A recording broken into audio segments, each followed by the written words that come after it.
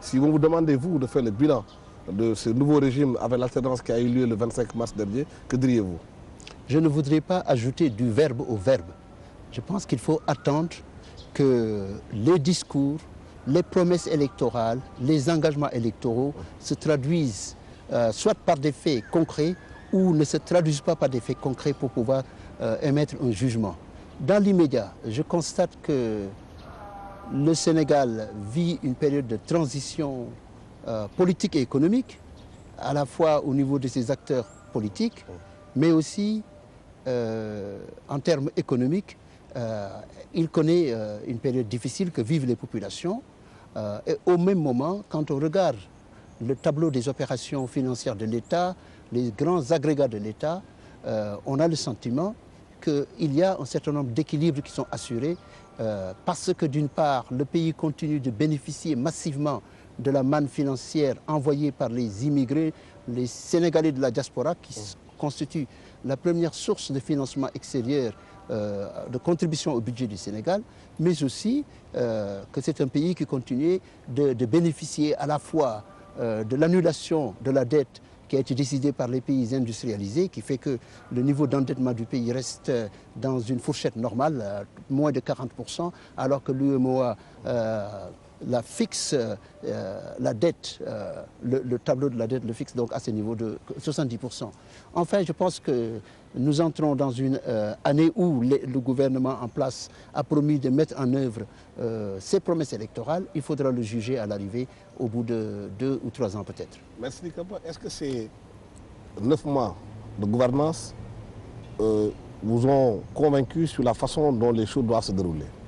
Je voulais tout d'abord, au seuil du Nouvel An, souhaiter que la nouvelle année soit pleine d'espérance et qu'elle soit porteuse de liberté et de paix à travers le monde.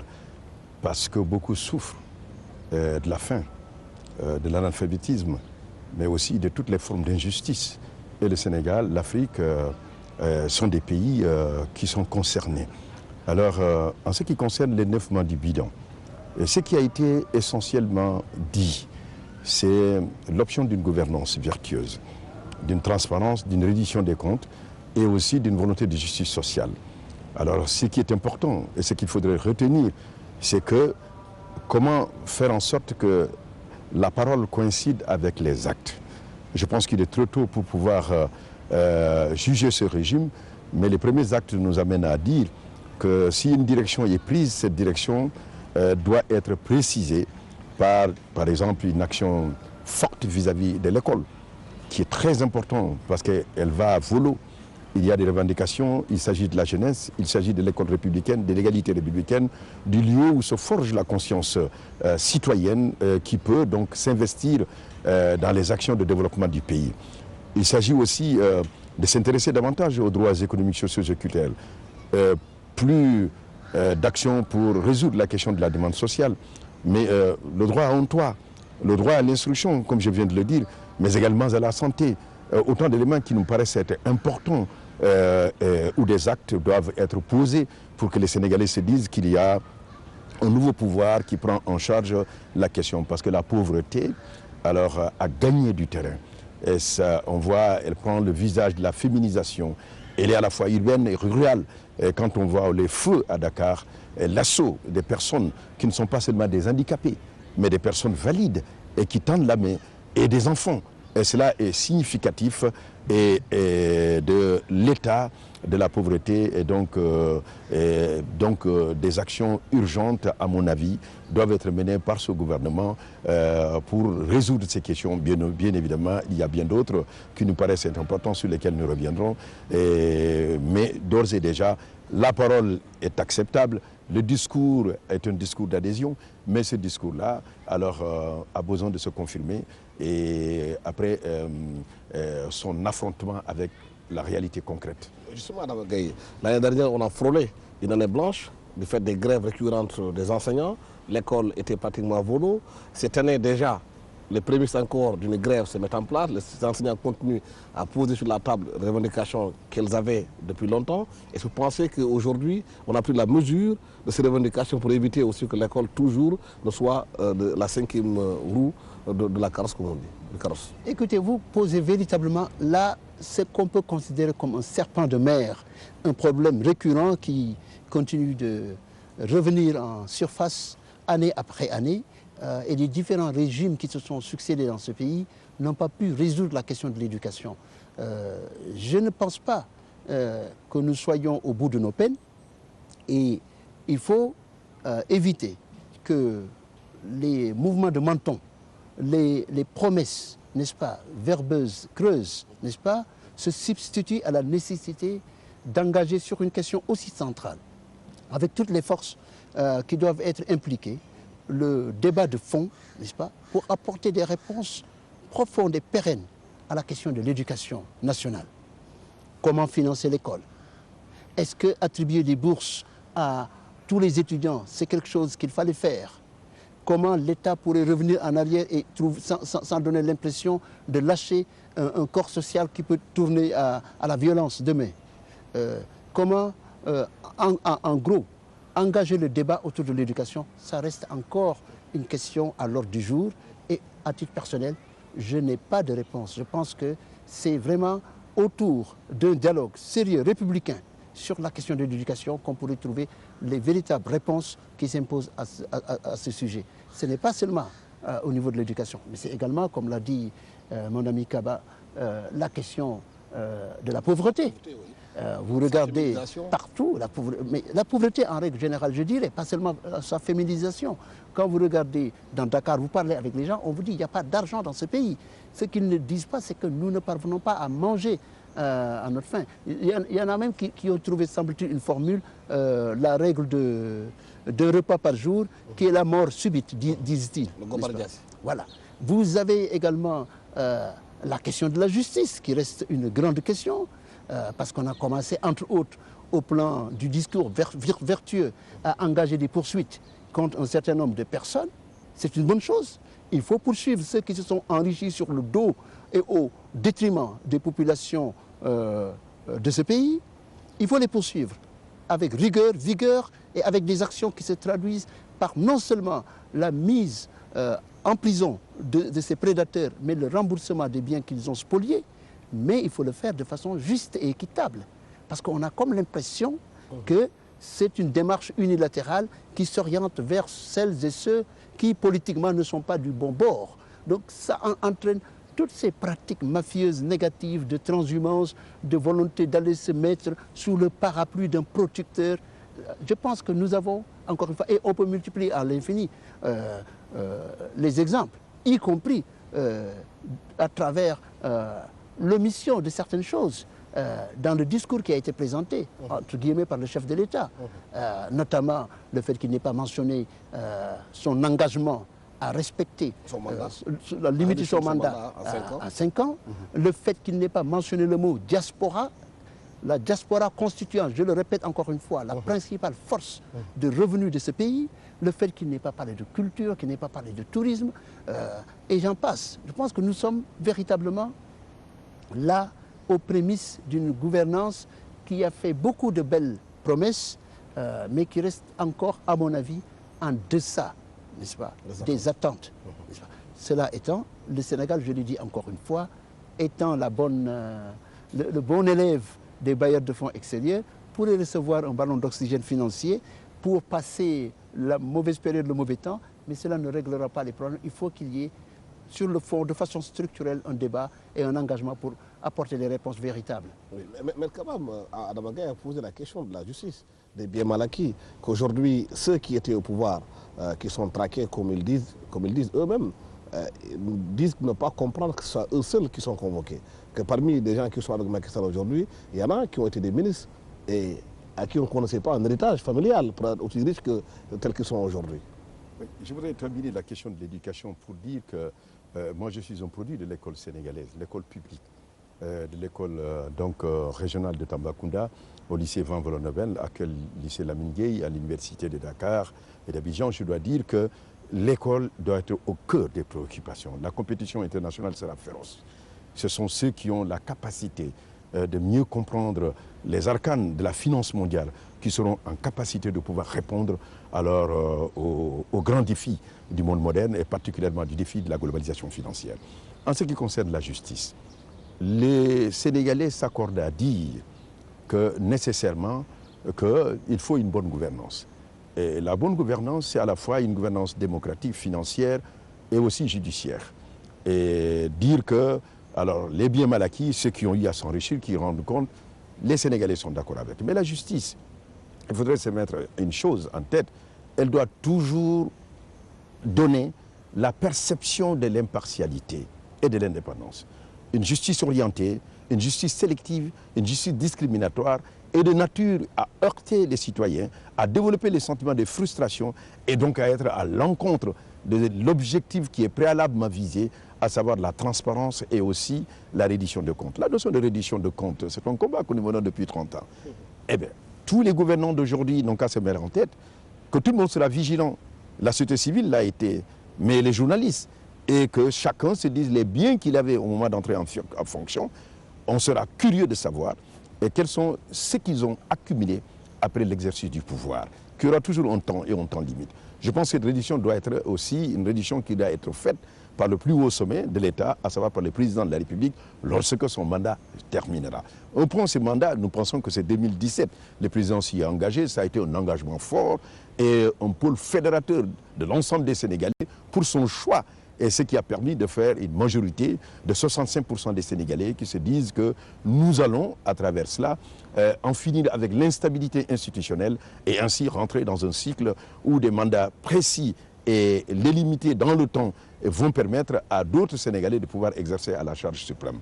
Alors la justice, il faudrait faire en sorte que, pour le moment, c'est le procureur qui poursuit avec l'opportunité de la poursuite, des poursuites qui lui sont reconnues, mais il faut éviter la justice spectacle. Un procureur n'a pas à mettre sur la place publique que je poursuivrai un tel et un tel.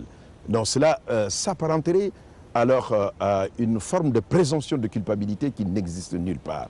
La présomption d'innocence voudrait que l'on respectât alors tout citoyen, quel qu'il soit, et qui semble être interpellé pour telle cause ou telle cause, de considérer le citoyen qu'il est présumé innocent jusqu'à ce qu'une vérité judiciaire, c'est-à-dire qu'une décision de justice, puisse donc établir ses fautes. Cela est assez important. Cela parle de la crédibilité de l'institution judiciaire, de son indépendance dont il ne faudrait pas proclamer si on ne lui donne pas les moyens financiers de son indépendance, si on ne développe pas une administration qui a une capacité d'être un contre-pouvoir au sein même de l'administration de la justice, parce que ce qui font de grandes démocraties comme les États-Unis, cela est assez fondamental.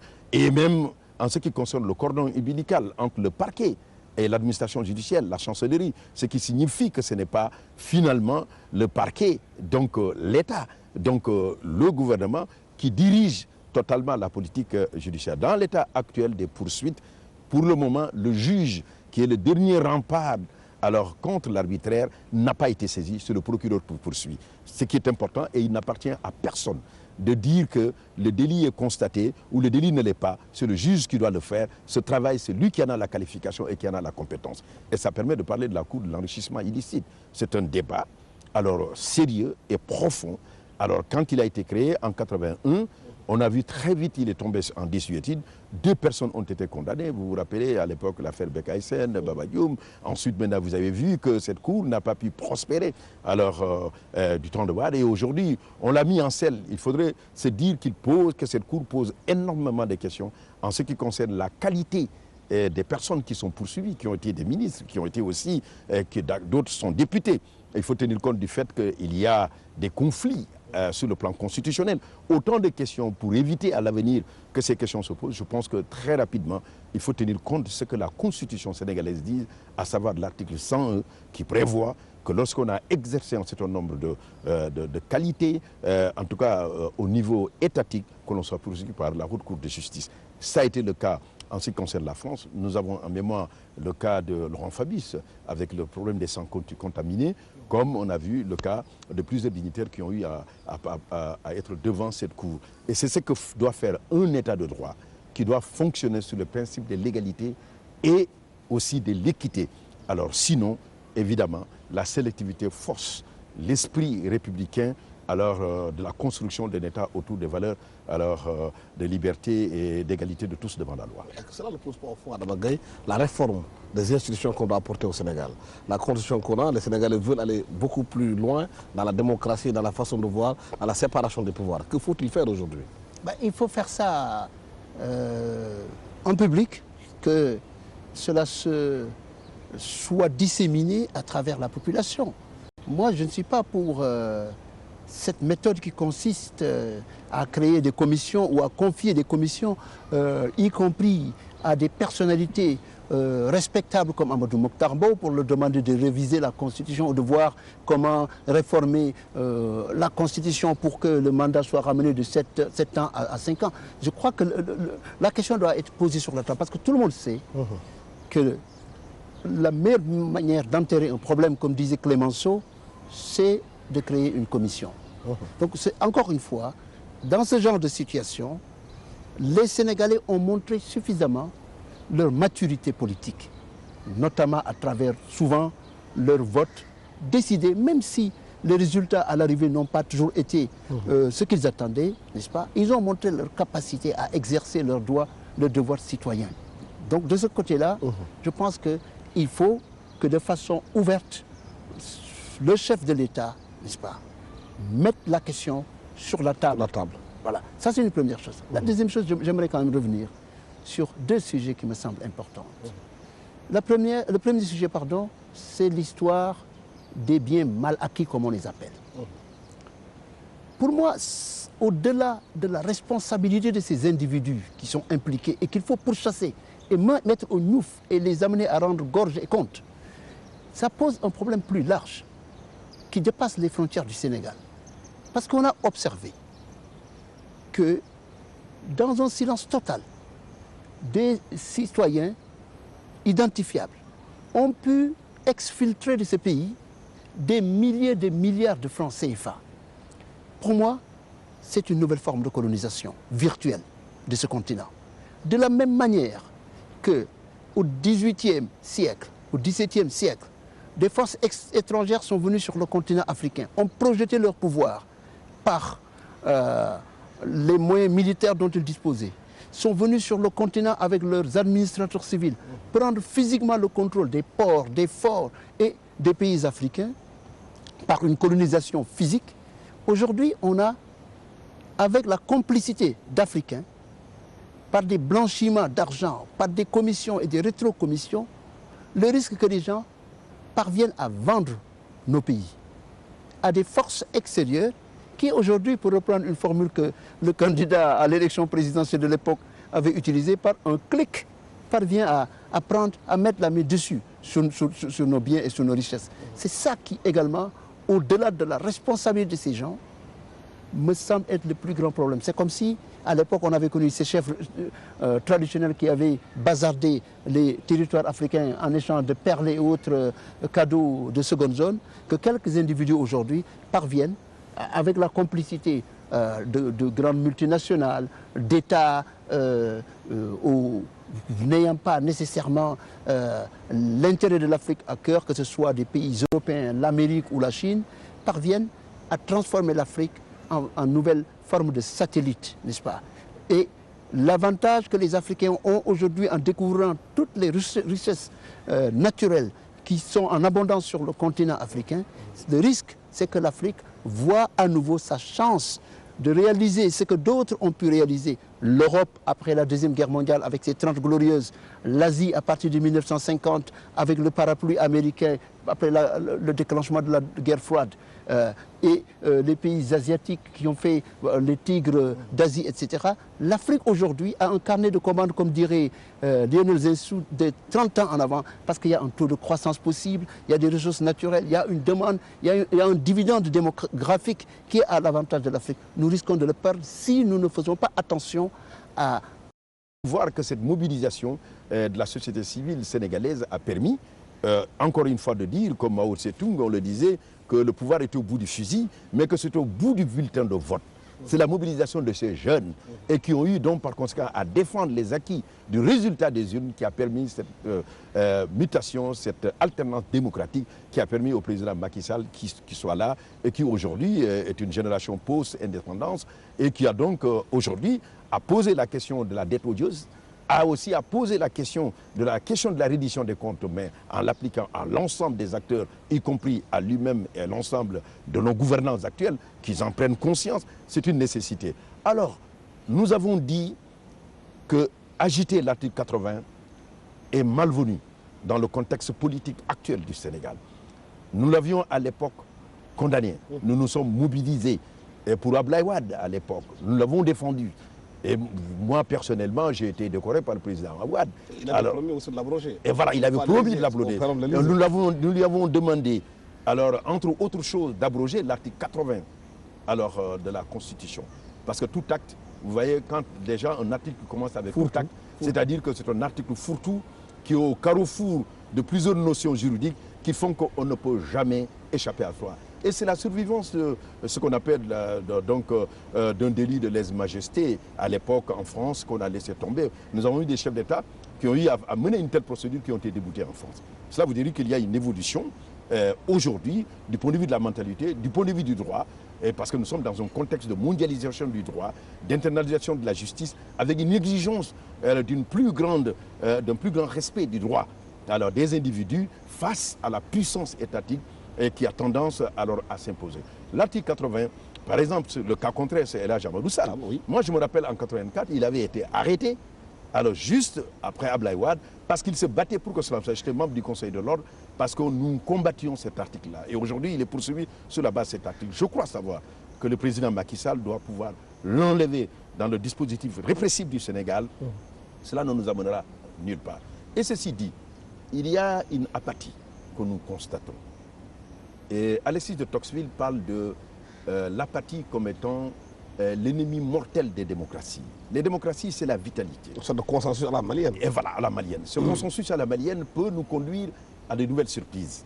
Le Mali a connu cela pendant ces 10 ans de la gouvernance ATT. Cela a produit la situation que nous avons connue, une situation de violence, une situation donc d'occupation du territoire et donc par conséquent une situation dangereuse à la longue. Il vaudrait mieux. Justement, Adama Gaye, cette apathie dont parle Maître Sidiki Kaba, est-ce qu'il n'a pas dû quelque part au fait qu'aujourd'hui, comme il a dit dans son propos, que Macky Sall est un président élu qui est né après les indépendances, mais qui est entouré par ceux-là qui étaient là depuis longtemps, une même classe politique, est-ce qu'il peut apporter les changements que les Sénégalais attendent vu la composition de ceux avec qui il est? Vous savez, moi, je suis assez réservé par rapport à cette notion de « il est né après les indépendances ». Cette approche du jeunisme, si je peux l'appeler ainsi, me pose problème. Il y a des pays qui ont connu leur développement sous la houlette de leaders inspirés et qui sont arrivés aux affaires à un âge avancé. Mandela, quand il est arrivé au pouvoir en 1994, il n'était plus aussi jeune que ça, mais on l'a vu comme un modèle par rapport en tout cas aux principes qu'il a défendus. En Chine, celui qui a fait les transitions économiques, Deng Xiaoping, n'était pas aussi jeune que ça. Et vous pouvez multiplier à l'infini des exemples de cette nature-là.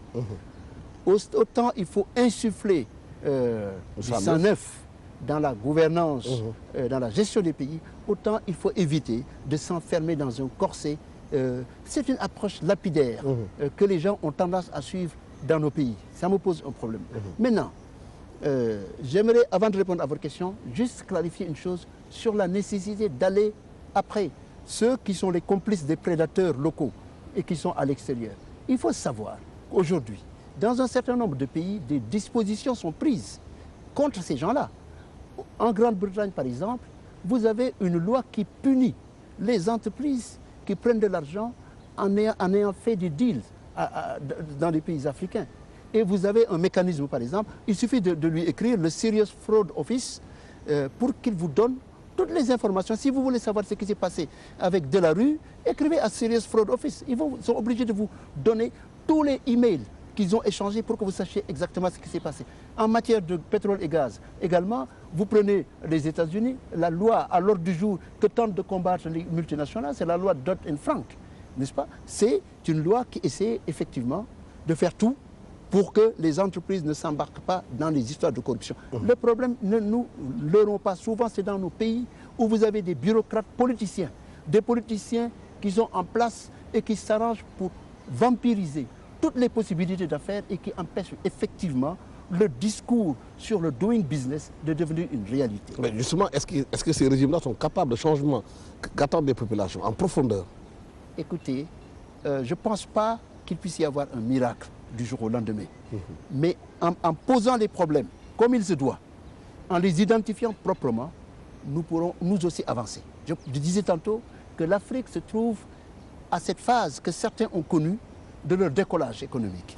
Les ressources naturelles, le fait qu'aujourd'hui, les dirigeants africains, quand ils vont à l'OUA, ce n'est plus un concours de médailles, comme du temps de Idi Amin Dada ou Bokassa.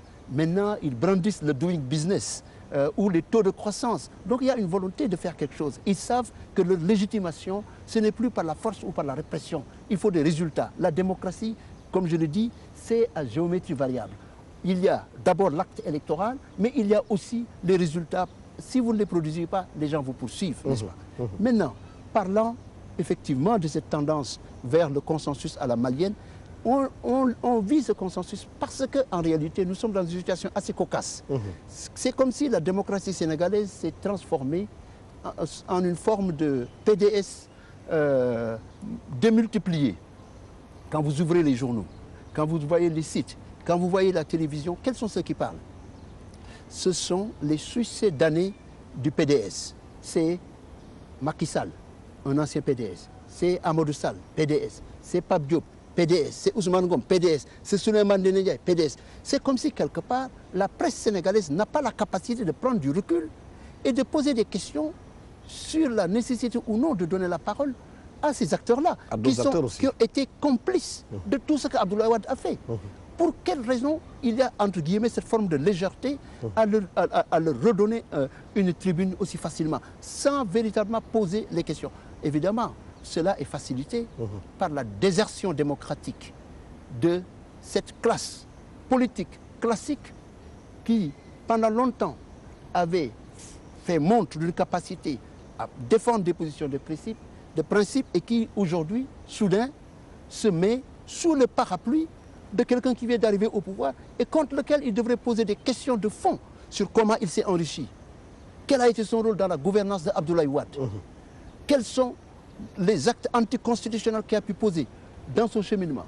Le fait que du jour au lendemain, vous voyez tous ces anciens acteurs se mettre au service d'un homme et accepter que la démocratie sénégalaise soit si ectoplasmique, là est véritablement, à mon avis, le risque. Et en passant sous silence les vrais problèmes de cette société, toutes les questions que nous avons abordées, il contribue à terme de créer les conditions dont on a vu les conséquences au Mali, dont on voit les conséquences en République centrafricaine, parce que cette gouvernance d'honormille, comme je l'appelle, cette gestion où on veut qu'aucune tête ne dépasse, où le silence soit global, aseptisé, ça, effectivement, c'est porteur de germes dangereux. Justement, M. Kaba, est-ce que ce n'est pas ça le danger pour le Sénégal? Cette apathie qu'on constate par rapport au débat qu'on doit poser sur la place publique. Oui, cette apathie, je le disais tout à l'heure, est un fait qui est excessivement dangereux pour la démocratie. On ne peut pas demander le silence de la presse ou le silence de toutes les voix critiques ou d'une opposition critique qui ne partage pas l'orientation de la politique et que l'on menace de poursuivre, pour le réduire à la silence, pour intimider, pour faire peur. Cela n'est pas de nature à créer les conditions et l'ambiance de la transparence. C'est une presse libre, une opposition libre, des défenseurs libres, alors qui ont la capacité de pointer du doigt certaines dérives ou qui utilisent l'alerte précoce sur des situations qui risquent de poser les germes de conflits futurs et qui doivent donc par conséquent être entendus et qui doivent pouvoir le faire sans crainte et sans peur, parce que les institutions, la République, la justice les protègent. Ça, c'est un fait qui est très important. Alors, je voudrais aussi que l'on insiste sur un autre aspect de la gouvernance. La gouvernance, je l'avais dit, n'est pas seulement une gouvernance qui est financière et qui est une gouvernance qui est dite par la parole. Elle doit pouvoir être une gouvernance véritablement démocratique. Une gouvernance démocratique elle se décline par le respect de l'ensemble des institutions, l'équilibre des pouvoirs. Bon, parce qu'il faut craindre que l'on voit une Assemblée nationale qui aujourd'hui alors adhère entièrement à la politique du gouvernement, que cette Assemblée générale ne puisse pas du tout être en contradiction alors qu'elle a une fonction de contrôle de l'action politique, donc de l'utilisation de nos fonds, mais du fait qu'elle est essentiellement dans la majorité présidentielle, qu'elle ne puisse pas jouer ce rôle. Parce qu'on a besoin d'un député du peuple. Quand on dit le député du peuple, c'est le député qui est à l'écoute des citoyens. C'est une démocratie représentative. Cela voudrait dire que les sans-voix, elles veulent se faire représenter et s'entendre dire, quand il y a des privilèges que alors ceux-là s'octroient en termes de passeport diplomatique, en termes d'un certain nombre de privilèges, les gens se demandent, est-ce que ce n'est pas, on ne recommence pas un partage de gâteaux? L'alerte précoce, c'est quand il y a une société civile qui a la capacité de pouvoir s'exprimer sans peur et une presse qui le fait. Et donc aujourd'hui, l'état de la démocratie que nous avions, alors ce qui est demandé aujourd'hui à Macky Sall, qui a le mérite de poser la question de la gouvernance, c'est d'aller plus loin et que chaque jour de poser des actes allant dans ce sens et de renforcement donc, de l'état de droit. Et l'une des choses allant dans ce sens, c'est la suppression de l'article 80. Si le gouvernement n'en prend pas l'initiative, des députés qui disent alors se mettre au service du peuple, quelqu'un doit donc parmi ces députés-là prendre l'initiative d'une telle loi, parce que si une telle loi a encore cours au Sénégal, c'est bonjour, alors les dégâts, nous reviendrons vers les formes alors, que nous avions dénoncées, qui ne sont rien d'autre que les formes d'intimidation dont l'État dispose pour faire taire les opposants. Oui. À Damagé 2012, ce n'est pas seulement le Sénégal, il y a aussi beaucoup d'événements qu'a connu la sous-région. Le Mali occupé au nord par les islamistes, on en parlait tout à l'heure en Centrafrique où une rébellion est encore sur place, la M23 au Congo. On dit que c'est le temps de l'Afrique. Mais on a l'impression qu'aujourd'hui, que l'Afrique est le seul continent qui connaît ce genre de soubresauts. Mais justement, c'est parce que c'est le temps de l'Afrique que c'est aussi le temps de ces transitions heurtées que nous observons sur le continent africain. C'est aussi le temps où se révèle au grand jour la faiblesse de certains leaders qui, du jour au lendemain, se trouvent décorrélés avec, n'est-ce pas, les attentes et les critères pour pouvoir être à la hauteur de la gestion du pays. Je disais tantôt que la démocratie, elle est aussi d'abord économique. Si vous ne produisez pas des résultats, votre présence à la tête des institutions ou d'un État, ça devient illégitime. Donc, Bozizé, on l'a vu pendant des années, on savait pratiquement que son pays était à l'état néant, enclavé, pas de développement économique, pas de jouissance des biens dont recèle ce pays pour ces populations centrafricaines qui sont parmi les plus malheureuses de l'Afrique. Vous prenez le Mali ATT qu'on a présenté comme une sorte d'icône de la démocratie. Tout le monde sait que c'était une forme de démocratie à la parable, le masla comme disent les Wolofs, n'est-ce pas? Mais ce n'était plus un homme capable d'être à la hauteur des attentes du pays. L'autre aspect également que nous observons, c'est que l'Afrique reste quand même le continent le moins profondément gouverné. La projection des pouvoirs en place dans les États par rapport au vaste territoire en place, c'est une présence très faible. Il n'y a pas beaucoup de docteurs, il n'y a pas suffisamment de médecins, il n'y a pas de forces militaires pour contrôler, il n'y a pas de capacité de compréhension des défis nouveaux transnationaux qui se posent à ces pays. C'est quoi le problème? C'est un problème de leadership, de vision? C'est à la fois un problème de leadership, de vision, mais c'est d'abord un problème de capacité. Les pays africains aujourd'hui sont à une phase où ils ont toutes les ressources naturelles, n'est-ce pas? On en découvre de telle sorte que les gens se demandent, est-ce que ce continent disposait de ces ressources-là? Est-ce que les Européens avaient sciemment tu les dispositions géologiques du continent africain? Même au niveau hydrologique, j'ai vu une carte récemment du continent africain. Des pays comme le Sénégal, l'Afrique subsaharienne, à l'exclusion de l'Afrique du Sud, sont des territoires suffisamment dotés de ressources, n'est-ce pas, pour en profiter. Alors, que faire? C'est là où nous avons, pour répondre à la question de Lénine, n'est-ce pas, le devoir d'avoir des leaders capables, n'est-ce pas, à jour, ayant les moyens, n'est-ce pas, de gérer nos États de façon détachée des considérations partisanes. Pas que ce soit des vœux pieux ou des formules du genre le parti avant, la patrie avant le parti. Non, que ce soit du concret. Qu'on voit ça dans les faits, que ce ne soit pas simplement de la rhétorique verbeuse, n'est-ce pas? J'ai pris part au mois de novembre à l'invitation de Africa Progress Panel à Genève, à une grande conférence d'une vingtaine de personnes, de grands leaders mondiaux, sur les ressources extractives du continent africain.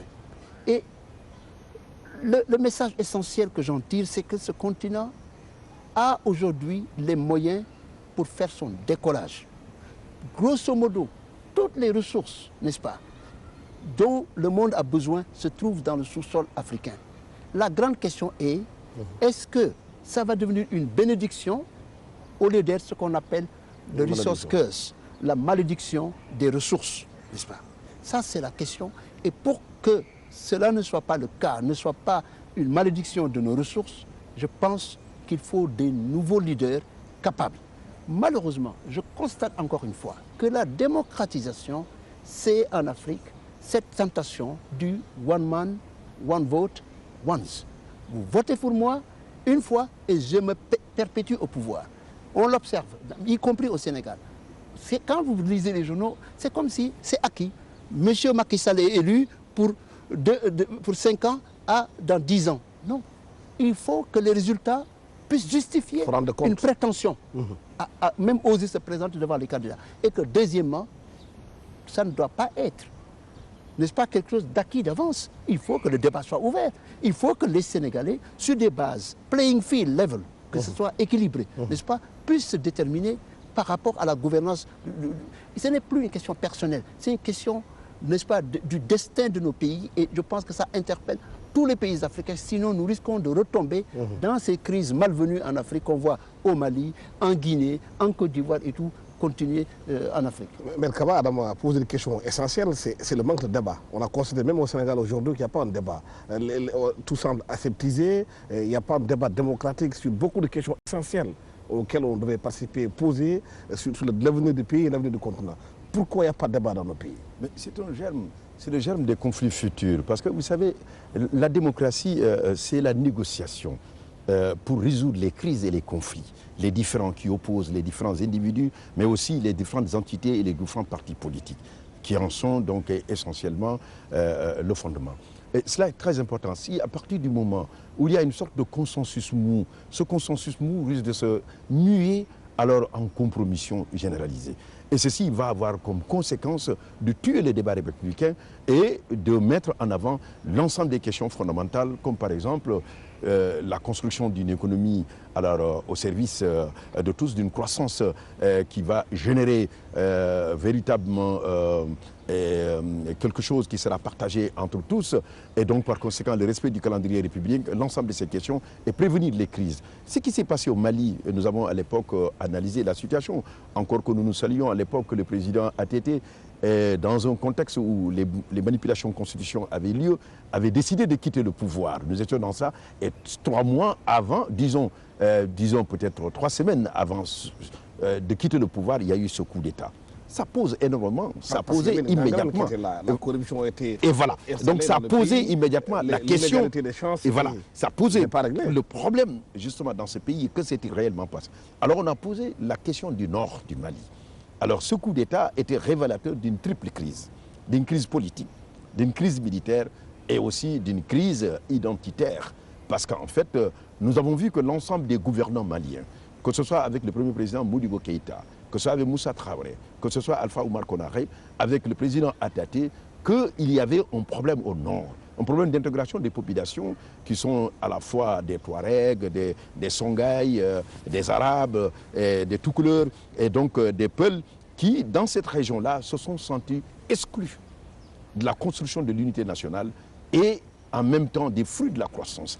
Et ceci avait développé alors donc des réactions de défiance qui ont conduit très souvent à des prises d'armes, à des rébellions armées. Nous avons vu aussi des paix, des semblants de paix, des accords de paix qui ont été signés où on a brûlé les armes et tout cela. Mais ces questions montrent fondamentalement que la question de développement doit être une question débattue. Et ça pose aussi une autre question. Alors dans nos États, la question sans doute d'une décentralisation poussée. peut-être même de la structure de notre régime, de l'État unitaire qui échoue dans sa capacité à pouvoir régler l'ensemble des problèmes dans un pays. C'est dans ces pays où il y a des gros problèmes qui sont très étendus. La Centrafrique, et nous avons le Mali, près de 2 millions de kilomètres carrés. La République démocratique du Congo, près de 2 350 000 kilomètres carrés. Et ceux qui sont au niveau de Kinshasa et ceux qui sont au Nord Kivu, alors ne s'entendent pas. Il y a 2 fuseaux horaires. Les gens ne parlent pas de la même chose. Alors la richesse devient une pauvreté pour ces pays.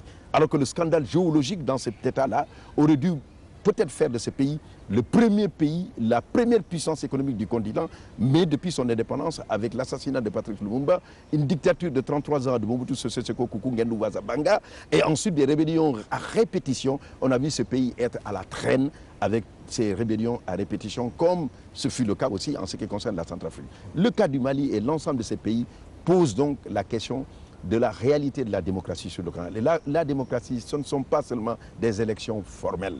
C'est le contrôle citoyen pendant la période intérimaire entre le choix d'un gouvernant et le moment où il doit rendre compte au moment de la fin du calendrier républicain. Et s'il n'y a pas une société civile organisée, s'il n'y a pas des partis politiques qui soient des partis politiques affirmés, qui forment leurs militants à la gestion de l'État, à la compréhension de l'opposition, mais à la compréhension aussi des questions de développement, alors évidemment, nous connaîtrons les crises et les conflits qui mettront les pays dans une situation dangereuse. Et c'est le cas actuellement de ce que nous sommes en train de voir, cette démocratie douce, alors ne rassure pas. Le calme plat faisait peur à Senghor. Adama Gaye, il a posé la question fondamentale du développement. Aujourd'hui, si on regarde bien le Sénégal, on a l'impression qu'on est en train de revivre ce qui se passe au Mali. Quand on regarde l'espace au Sénégal, à l'intérieur du pays, au nord du Sénégal, un peu partout, c'est comme si c'est le désert qui s'est installé. Oui, mais vous savez, tout est concentré à Dakar et que c'est pas en danger. Il y a une urbanisation unilatérale du Sénégal. C'est-à-dire qu'il n'y a pas de pôles de développement qui se sont créés dans diverses régions. Si vous prenez les États-Unis, l'avantage des États-Unis, c'est que vous avez de la côte ouest à la côte est des mégapoles qui ont été créés ici et là.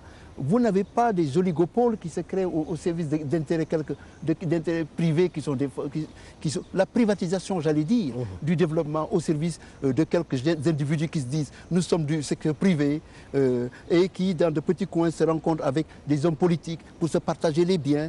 Pendant ce temps, la vaste majorité est laissée en rade.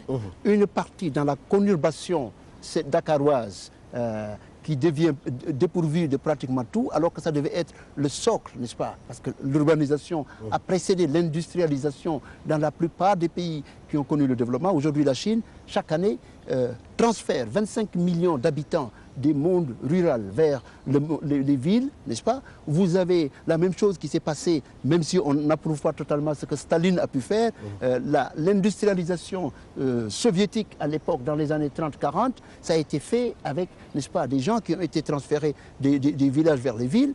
Les États-Unis aussi ont connu ce. Malheureusement, c'est une urbanisation sauvage. Rien n'est planifié et ces gens-là, laissés en rade, non formés, etc., sont vecteurs, effectivement, de ces problèmes transnationaux qu'on rencontre, que ce soit les maladies, les épidémies, que ce soit la violence urbaine, etc. Si bien que la projection de l'État, du pouvoir de l'État dont je parlais, s'arrête pratiquement à Yeumbeul. Je lisais l'autre jour dans un journal que le soir, quand les gens rentrent chez eux à Yeumbeul, ils sont menacés par des gens, des coupeurs de route, etc. Et l'État n'est nulle part. Pendant ce temps, oui, vous avez l'Interland, la vaste majorité de l'espace géographique du Sénégal qui est laissé là-bas, pratiquement, en tout cas, si vous voyagez, moi c'est mon cas, à l'intérieur du pays, on a l'impression que depuis 40 ans, n'est-ce pas, ce pays est laissé en jachère. Et de ce point de vue, on ne peut pas l'imputer au régime actuel. Donc c'est une succession de mauvaises actions qui sont à l'origine de cette situation-là. Que faire, encore une fois? C'est la question centrale. Et de ce point de vue, les pays africains sont à une phase où ils suscitent l'intérêt du reste du monde. Même en marge des mauvaises politiques et des mauvais leaders politiques, les investissements viennent. Ils les ignorent parce qu'ils ont besoin de l'Afrique. Imaginez ce que cela aurait été si un effort structuré avait été engagé pour parler dans le langage qu'ils connaissent avec les investisseurs. Parce que les poches de croissance économique, c'est en Afrique qu'on les trouve. On ne les trouve plus en Europe ni aux États-Unis. On les trouve peut-être un peu en Asie, mais ça a tendance à se tasser. Donc, une première chose. La deuxième chose, l'Afrique, c'est certes le continent de la crise, mais comme disent les Chinois, le versant d'une crise, c'est l'opportunité. Donc les opportunités abondent sur le continent. Donc que ces problèmes-là d'urbanisation se posent, c'est un fait, mais qu'un État résolu par la pratique de ce qu'on a appelé l'État développemental se mette en place, remplace l'État néo-patrimonial que l'on a condamné, l'État kleptocratique qui a sucé le continent africain pour permettre que l'intérêt général soit pris en compte. Je pense que les réponses aux problèmes du continent africain pourront être trouvées. Je crois que l'Afrique a connu des moments difficiles. Mais si on regarde, quand même, les augures ne sont pas si mauvaises que ça. De 1960 à 1965, l'Afrique a connu, par exemple, un boom de ses matières premières. Mais là, le boom que nous observons, c'est un boom continu, depuis 15 ans pratiquement. Et dans le long terme, ça risque de continuer encore, à l'avantage du continent africain. Vous avez des élites de plus en plus formées. Vous avez ce dividende démographique dont j'ai parlé, le fait que la mortalité est décrue, que vous avez une population adulte de plus en plus affirmée qui est là, donc capable de voter, capable d'agir sur les dirigeants, d'être plus exigeante, cette population. Vous avez sur ce continent des investisseurs qui se bousculent. Du fait de la fin de la guerre froide, il y a un intérêt généralisé vers l'Afrique. Je crois que, encore une fois, de façon multiple, si on a une approche, ce qu'on appelle la théorie de multi-level theory, la théorie à plusieurs niveaux, qu'au niveau régional, local, parce que c'est par là que ça commence, au niveau national, au niveau sous-régional, par les organisations régionales, par l'intégration africaine véritable, mais pas de facto, n'est-ce pas, par l'action au niveau continental d'une Union africaine qui assumerait ses responsabilités et ne servirait pas, n'est-ce pas, de relais aux puissances extérieures, notamment pour leur ouvrir la voie à l'intervention en Libye ou en Côte d'Ivoire. Et si, effectivement, l'Afrique mettait en avant ses priorités par la qualité de ses leaders, je suis convaincu qu'on nous écouterait davantage. Mais laissez que des Hillary Clinton viennent ici nous chanter nos louanges dans des discours aussi vides que pas possible, ou que des Laurent Fabius viennent ici sans connaître les réalités de nos continents, ou que pendant 9 ans, le continent africain ait engagé un dialogue avec le G8 sans pouvoir véritablement, en dehors de l'annulation de la dette qui est le fait des mouvements comme Jubilee 2000 et de la société civile qui a exigé l'annulation de la dette, y compris l'aide de Bono et Bob Geldof, si nous n'avons pas à la tête des États des leaders capables, n'est-ce pas, de montrer qu'ils comprennent les enjeux du 21e siècle, n'est-ce pas, et qui cessent d'être ce type de leader du 20e siècle qui pense que la répression est encore possible dans un monde déterritorialisé du fait de la globalisation, effectivement, les problèmes dont vous parlez au Sénégal sur l'urbanisation, les problèmes qui sont associés à la montée de l'islamisme et autres dangers transnationaux qu'on voit sur le continent africain, ça risque effectivement de réduire davantage, en tout cas, la réalité, la substance des États-nations africains. Est-ce que ça ne pousse pas aujourd'hui le problème de la formation même des leaders africains qui ne sont pas capables aujourd'hui de comprendre les enjeux du monde? Oui, l'école, ça nous permet de revenir encore sur l'école. Dis-moi, l'école d'aujourd'hui, l'école que tu as aujourd'hui dira demain le leader que tu auras. Et rapidement, je dirais, il faut peut-être sans doute penser, en ce qui concerne le Sénégal, à organiser des états généraux de l'éducation et faire en sorte qu'on l'avait déjà fait dans le temps, peut-être il y a plus de 30 ans, y penser, parce que demain, je lui disais que cette compétition sera féroce. Au rendez-vous du donner et du recevoir, Senghor en parlait beaucoup, mais on ne peut pas venir avec la parole vide.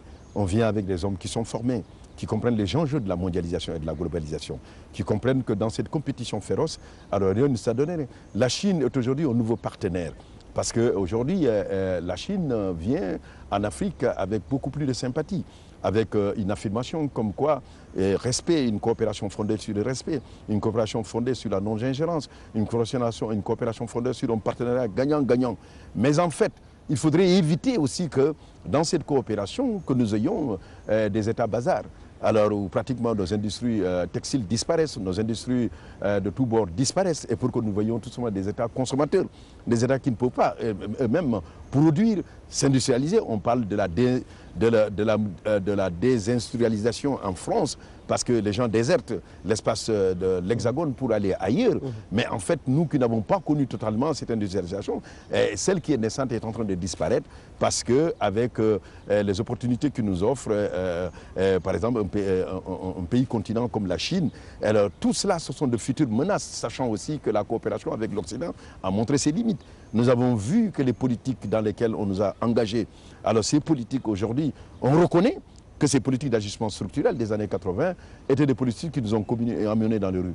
Nous avons par exemple détruit nos rails, nous avons détruit l'ensemble de nos structures comme l'intégration régionale dont on parle par exemple en matière de transport.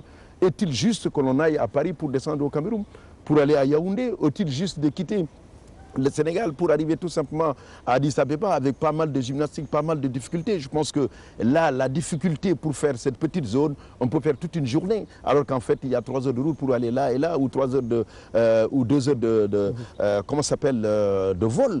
Autant de questions qui doivent être des questions concrètes à résoudre.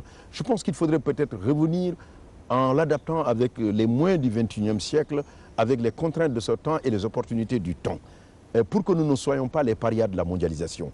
Cela signifie qu'il faut revenir peut-être sans doute à la théorie des cercles concentriques. L'UEMOA et la CEDEAO, il faudrait maintenant recentrer la question du développement. Et la question du développement dans une vision plus holistique, en se disant que toutes les gouvernances se tiennent. La gouvernance économique, la gouvernance démocratique, la gouvernance financière, la gouvernance économique. Et tout cela, c'est dans le cadre d'une vision globale. On a vu que la question de la sécurité n'était pas une question au centre des enjeux. Il est devenu aujourd'hui l'enjeu central. Imaginez, la Côte d'Ivoire est un géant au pied d'argile.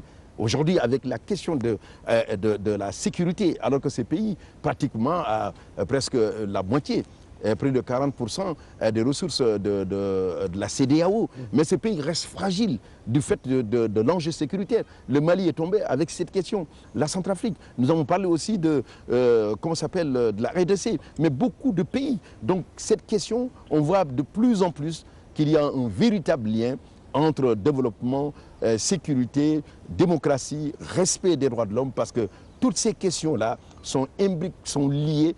Et les dirigeants doivent en tenir compte.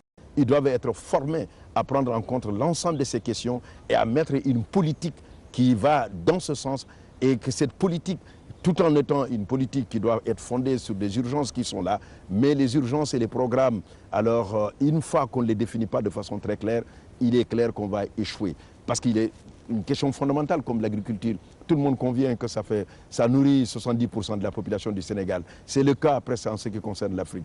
Toutes les réponses qui ont été données en 50 ans, depuis le régime de Senghor à ce jour, montrent qu'il y a un échec sur ce plan, qu'il y a un débâcle économique, un débâcle politique de toutes ces politiques agricoles. Et si on ne va pas prendre les taureaux par le corne en mettant l'action sur l'emploi dans le monde rural, l'emploi dans le monde urbain des jeunes, alors qui doivent être formés à la compétition internationale, qui doivent avoir de l'emploi, qui doivent avoir du travail, alors c'est une bombe à retardement, et ceci va évidemment menacer la sécurité de nos États. Voilà, ce sont les... Adam Aguirre, très rapidement, le temps que vous avez parti. Clarification, je pense qu'il parlait de la Côte d'Ivoire, c'est 10%, c'est 40% du PIB de l'UEMOA, pas de la CEDEAO. Oui, il y a effectivement le Nigeria. La deuxième chose pour l'agriculture, il faut souligner quand même que les pays africains se sont engagés à mettre 10% de leur PIB dans l'agriculture, mais très peu de pays africains ont fait ça à ce jour. Dernière chose, il faut quand même pour le développement trouver des méthodes innovantes de financement. Et évidemment, quand on parle de fonds de souveraineté, le Sénégal vient d'en adopter un, c'est une bonne chose, mais je pense qu'il serait bien de voir un pays comme la Norvège, qui était l'un des pays les plus pauvres il y a une trentaine, quarantaine d'années, et qui, grâce à l'exploitation de son pétrole et la mise en place d'un fonds de souveraineté utilisé pour des générations futures et l'exploitation de son pétrole pour que le pays puisse en bénéficier, que ce pays-là, n'est-ce pas, est devenu aujourd'hui le modèle, la locomotive de l'économie pratiquement européenne. Dernier point que j'aimerais souligner, la propension vers la répression. Quelqu'un disait que donnez-moi un pays qui a un Bill of Rights, liste de droits écrite qui a un code, une déclaration, de droits, et vous commencez à avoir un État policier. Déjà, à partir de ça, c'est un État policier qui émerge. Quelqu'un disait cela. Dernier point que j'aimerais donner, avant de conclure. Au moment des indépendances africaines, le père du décollage de Singapour, Lee Kuan Yew, a vécu pendant 18 mois au Ghana avant d'aller dans son pays pour mettre en place le développement de Singapour, qui est devenu le développement le plus foudroyant pratiquement de ces 50 dernières années. On se demande comment se fait-il que celui qui s'est inspiré de l'Afrique a pu réussir en Asie à transformer un pays qui était pratiquement un village de pêcheurs en pays avancé au plan industriel et économique aujourd'hui, en première ligne. Pendant ce temps, les pays africains qui l'avaient accueilli restent en rade jusqu'à présent. Je crois que nous devrions avoir honte de ce que nous avons fait, des potentialités de ce continent africain. Je voudrais dire un seul mot, que mieux vaut dans le cadre d'une démocratie qu'il y ait la vérité qui blesse plutôt que d'attendre le silence qui tue. Belle conclusion avec Adama Gaye et Maître Sidiki Kaba. C'était là le bilan de l'année 2012 et les perspectives de 2013 et les défis qui sont lancés à nos dirigeants africains de revoir comment gérer le continent, parce que l'Afrique a beaucoup de potentialités, mais elle attend de vrais leaders pour sortir de l'ornière. Merci à toute l'équipe technique qui m'a accompagné pour la réalisation de cette émission. C'était une émission spéciale, question directe, avec mes invités sur ce plateau. Merci, au revoir.